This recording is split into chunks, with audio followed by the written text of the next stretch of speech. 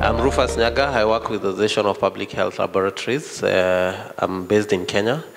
I'm very passionate about lab information management system. My background is informatics, but I've been working in the lab for the last 13 years or thereabout, implementing lab information management systems and other projects that do support the great work that you guys do. So I associate myself more with the lab than with IT, because that's where I feel I belong.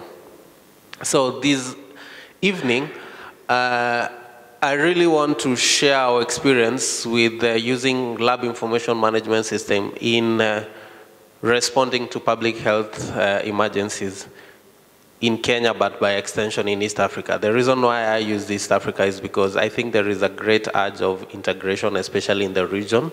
And I think we need to be communicating more on what we are doing in each country, because as we think about integration, there is no way we'll be integrated if we cannot agree on some aspects. And as I go along with my presentation, I really want to challenge you guys, especially people working in the lab, and ask a question that I'll ask later.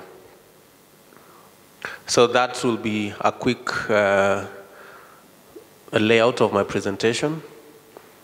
So who is APHL? So APHL is the Association of Public Health Laboratories. It's an NGO.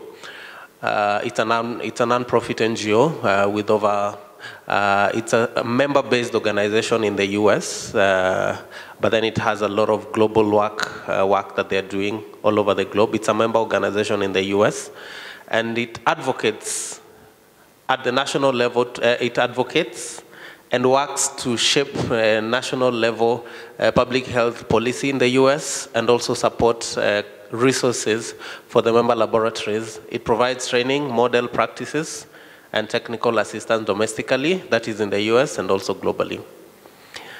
This is an interesting globe picture of why APHL is in the map. Currently, we are in those countries. And in Africa, we are in almost 7 countries. And of course, we are in Uganda. We have some projects in Uganda. We have some projects in Kenya, Tanzania. And those are our key broad capabilities as APHL: laboratory strategic plans and national policy, laboratory information management system, laboratory-based disease surveillance, laboratory accreditation, system building, networking, partnership building, technical training, laboratory twinning programs, and newborn screening, majorly on other countries, but we've not done that at a global front. So, specifically to this presentation, at the onset of COVID-19, one of the things that was a big problem was how to manage the data that emanated from, that needed to be shared. I think for the first time, sharing of results became critical, because ministries of health needed to be updated and all that. And it became critical for that information not only to be reported timely and accurately. I really liked when the PS was here in the morning, and she said how important it is to send quality data and in a timely fashion. Same situation that we found ourselves in Kenya, where now this information was coming out, and we needed to make sure that that information is shared timely and just guarantee that it's the correct results we are sharing to update the country. The National Public Health Lab, that is a national reference lab, has implemented LIM since 2009, and progressively it covered all the laboratories that are there. And at the onset of the pandemic, we just sat down as APHL. We formed a team with the National Public Health Lab and the Emergency Operations Center just to come up with a core team that actually was baptized to be the COVID Center. So in the COVID Center, our major goal was just to make sure that we are able to receive all the results of the labs that are testing, aggregate that, and share that out to the Ministry for decision making and for policy. But it was easy at the beginning because only one lab was testing. But within a month, the lab grew from 1 to 10, and within 2 months, that number grew like 20 more times, and now there, the problem lied. All these labs were doing testing using their own form. There was no standards on how this data was actually being captured. But at the end of the day, you want to aggregate that data. So that was a big problem. So the labs increased up to a point where we had over 100 PCR testing labs and over 600 antigen testing facilities in the country. So as I explained, so the problem was we were collecting data from different facilities, no standards that was there just to make sure that data was being captured in the right way. There were privacy concerns, and I'm glad that this forum has both private and public institutions, and the concerns majorly came from the big players, the big brothers in the room. They were saying, no, we cannot share our data, but the ministry requires that information for them to be able to do proper projections and proper aggregation of data. So data privacy concerns were there. How did we mitigate that just to make sure that that trust was built by different players just to be comfortable that the information that they are sharing will not land in the wrong hands? There was almost no way to verify the results at the beginning. Every lab was giving results, but there was no way to verify those results where they were valid and invalid. And I don't know the experiences of other countries, but in Kenya there was an influx of fake results that were flying around, and therefore verification of those results was critical. And there was another challenge. And then there were delays in reporting of the results to the Ministry of Health, and most importantly to the county teams. The reason why to the county teams was critical because that's where action was actually happening. There were the response team, there was the contact tracing team that required that information to be able to do the contact tracing and to be able to take or advise people that were exposed to go to quarantine during the peak of the pandemic and managing the cases generally at the lower level. And then finally, this was a big problem, still a problem being resolved progressively, is the quality of data. With a lot of missing information we were getting on the forms and all that, just how were we able to work together to make sure that we could improve on those key variables missing. This picture was taken on the Kenyan side. I don't know whether it was a problem on the Ugandan side or any other side. There were trucks queuing for kilometers. But did you know we were the problem for this? Why? And this is why I said I'll pose a question to us working in the lab. We could not trust our own results. If someone presented results from Kenya in Uganda, Uganda said we want to test. If a Ugandan driver presented the results in Kenya, we said we wanted to test. And what happened? That happened. Because then the capacity was stretched to the maximum.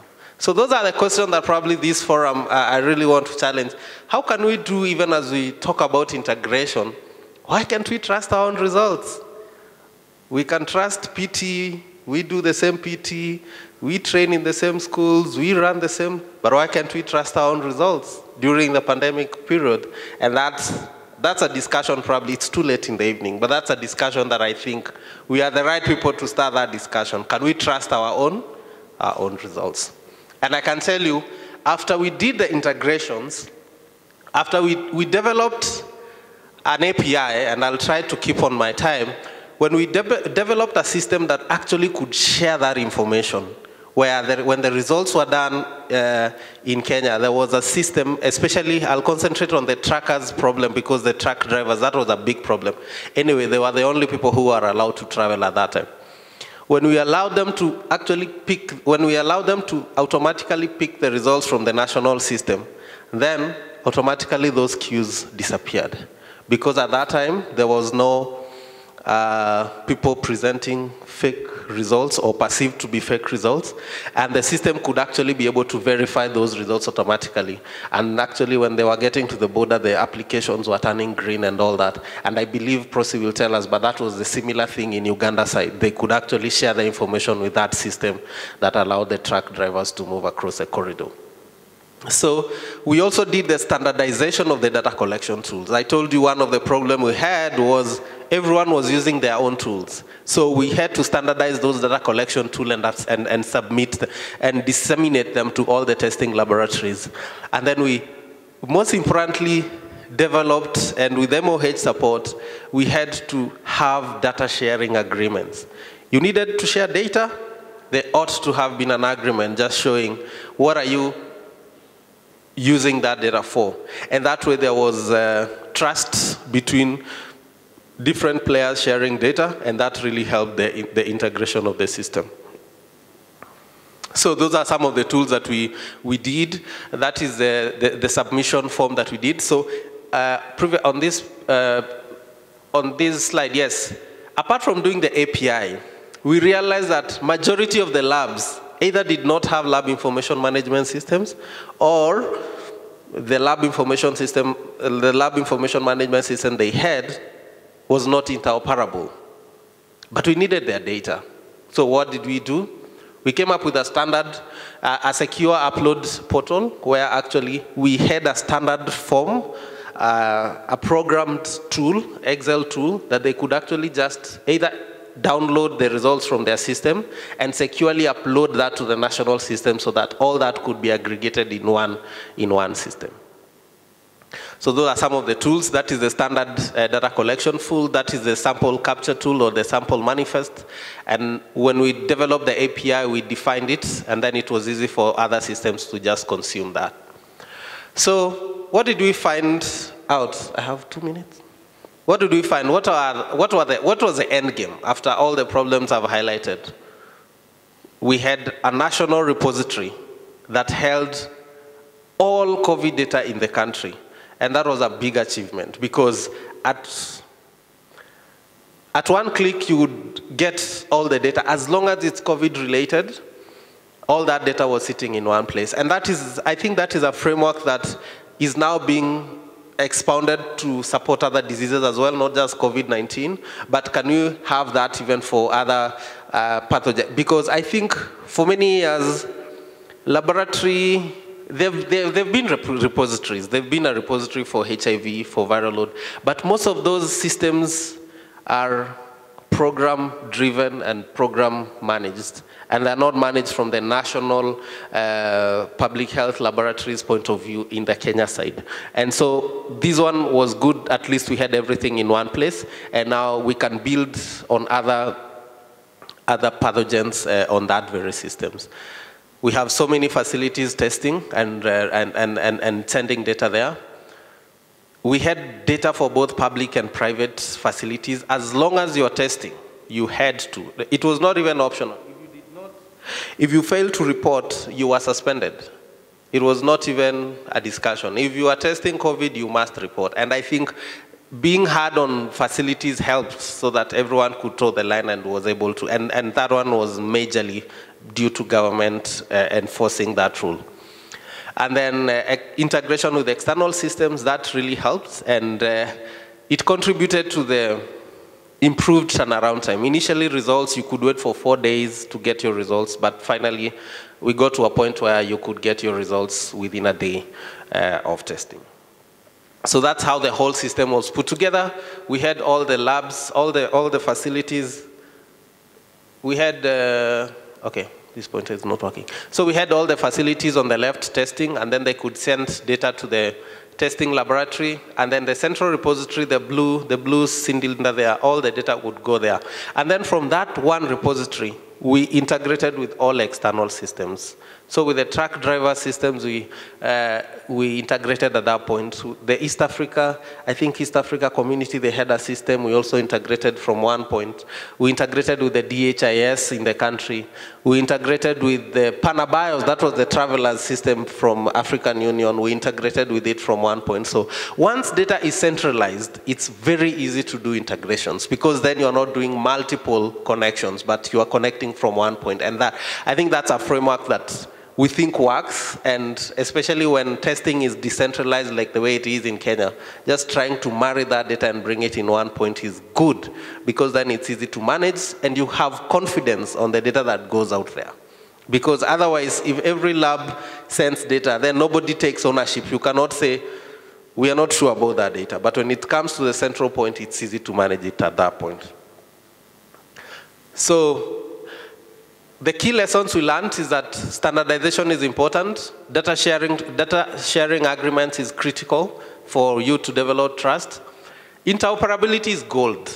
We must always say systems must talk to each other, but you need to have a plan B in case it doesn't work. Do we say we don't want that data? Probably we do. So always have a fallback plan on how to be able to get maximum data that you can get. Engaging the stakeholder. Let it not be a one-man show. Let's involve everyone that is working on that space. Let's get ideas, and then that really helps us to push that forward. And then any system is as good as it supports. If you just put up systems and not support them, those systems will not be sustainable. Please always think about the sustainability of those solutions beyond the project time, and that is the only way those systems will be meaningful beyond their lifetime, beyond the project timelines.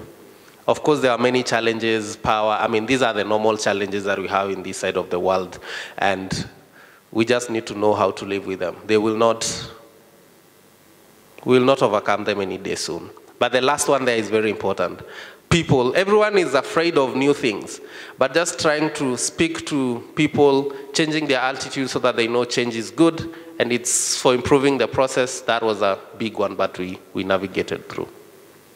So I want to acknowledge people who contributed to this abstract and this presentation, but most importantly, I want to thank CDC, because if it wasn't for their funding, it would not be possible to have supported the ministry in that work.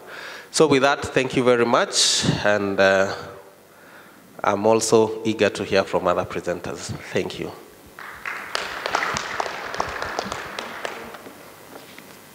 My name is Victor. My question is directed to the gentleman seated on the left. There's only one. Sorry. My question is on Panabios. Why does it not have a provision for uploading the RDT testing for COVID-19? Okay. All right. Thank you. Thank you very much for the question. So I think for Panabios, as you are aware, that system is managed by African Union. It's an African Union through, I think, with collaboration with Africa CDC. I know when you request for upload for RDT, you are actually able to. I know of labs that are actually uploading. It depends on where you're going. So if a country, I think I've seen them allowing it for travelers going to China and the rest, because they require an RDT. So once you've talked to the Panabios team, then they will allow you to be able to upload the AGRDT results as well. So I think it's possible, but that's not a system that I manage, but I'm aware it's possible to do it.